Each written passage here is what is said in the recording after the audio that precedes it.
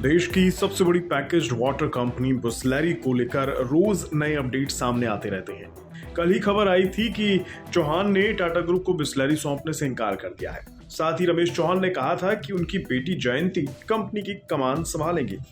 अब इसमें भी एक नया पेच फंसता नजर आ रहा है। एक रिपोर्ट के अनुसार जयंती चौहान ने बिसलेरी की कमान संभालने से इनकार कर दिया है।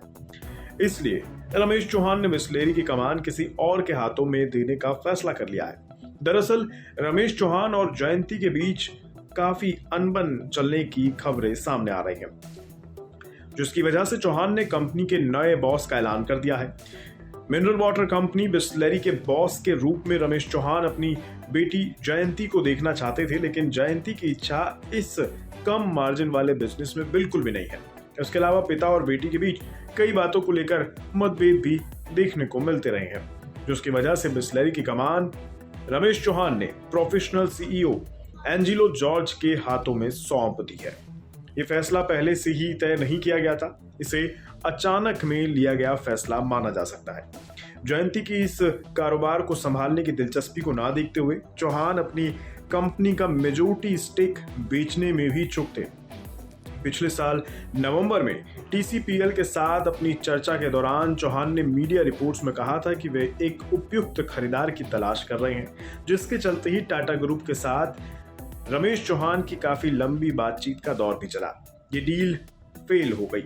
रिपोर्ट के मुताबिक रमेश चौहान टाटा ग्रुप के साथ अपनी कंपनी बिसलेरी की डील से करीब $1 अरब की उम्मीद कर रहे थे, लेकिन वैल्यूएशन को लेकर टाटा बिसलेरी की बातचीत फाइनल नहीं हो पा रही थी।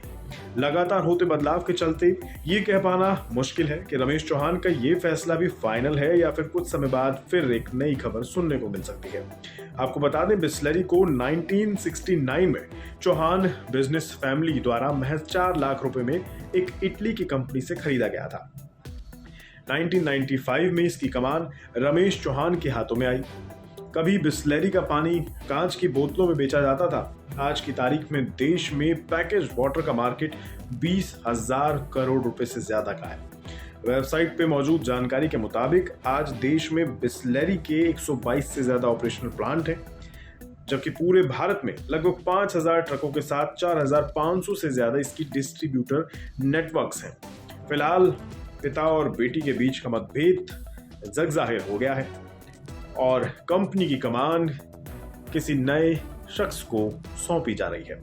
अब देखना होगा क्या बिसलेरी सही हाथों में जा रही है, क्या रमेश चौहान का फैसला सही है, क्या जयंती का बिसलेरी को छोड़ना सही है। ये तो आने वाला वक्त ही बताएगा।